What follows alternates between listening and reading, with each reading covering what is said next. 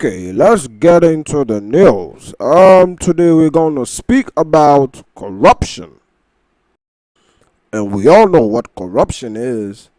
Corruption, corruption. Now, we have seen how corruption has taken us back as a nation, and we all know corruption is a deviation from acceptable ways. Now, corruption goes a long way to break down a nation from moving forward and from being able to use its resources to the maximum. Now, we were speaking to a couple of people recently about corruption, and we had their take on corruption. Also, we spoke to Mr. Maxwell Blagoji, who is the deputy Volta regional minister, and he said corruption was not only the use of public funds for personal gains, but also a total deviation from acceptable ways and principles of religious beliefs and the national law. That was quite a handful of a definition, but it quite sums up what corruption is. Now, the deputy regional minister said this at the launch of a clean environment in a corruption-free society, and this was a project by the Good Governance, Justice and Peace Commission of the Whole Catholic Diocese. Now, he said, corruption and poor sanitation cause great financial and human resources to be lost. And he said these human resources that were lost were needed for the rapid socio-economic development of the country. Now, Mr. Blagoji said when societies reverted to communal living with a dedication to communal labor to keep the environment clean, it would prevent the spread of diseases and make the nation prosperous, because a healthy nation is definitely a prosperous nation. Now, he said the fight against corruption should not be left in the hands of only those in leadership positions, saying followers must understand that they wield a great power in the fight against corruption. Now, the Most Reverend Emmanuel Kofi Fianu, SVD, who is the Bishop of Ho, said no amount of punitive measures would resolve the problems of poor sanitation, environmental degradation, and endemic corruption unless the citizens decided to change their attitude.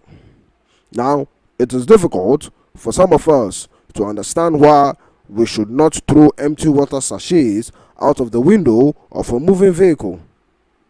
It is difficult for some people to understand why they shouldn't drop rubbish on the streets or in public places.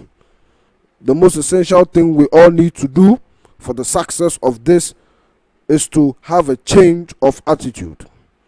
Now, Reverend Fianu said the objective of the project was to encourage individuals and communities to keep at least 50 meters radius around their homes, churches and institutions clean, and also to stop open defecation by educating others about its negative effects on the environment. I think we should do a news on open defecation, because it seems to be very stigmatic to our nation, where you have boys enter any open place, they enter any beach, enter any bush, take their drawers down, and then openly release their toxic substances. We have to come to a point where, as a nation, we curb this attitude. It's becoming unbecoming. And sometimes, if you are not fortunate, you'll be in a river body, swimming or something, and then you might just have a polythene of human excreta swimming towards you. We have to be careful. It's not good. It's not good at all. at all. We would have to do something about that. Now, not to go away from corruption. Sometimes corruption does not only involve taking monies and receiving monies and giving monies. Corruption also involves the practices that we sort of cultivate as a nation, as a people, that also amounts to corruption. If you are fond of living dirty stuff around, you are corrupt. If you are fond of going around and disturbing the peace, you are corrupt. If you are fond of destroying public property, you are corrupt. You know, this is to stop the indiscriminate destruction of the vegetation and to encourage all to make the commitment to be agents of anti-corruption by promoting transparency and accountability. Now, we are often in the bid or in the first to always accuse political leaders for being corrupt, but some of us are more corrupt than they are. We are corrupt when we do things that we think people don't see and we know it's wrong. We have to come to a stop. Let's stop allowing corruption to kill the progress in Ghana and move this nation forward. Thank you for listening and watching Ghana News Base. Don't be corrupt.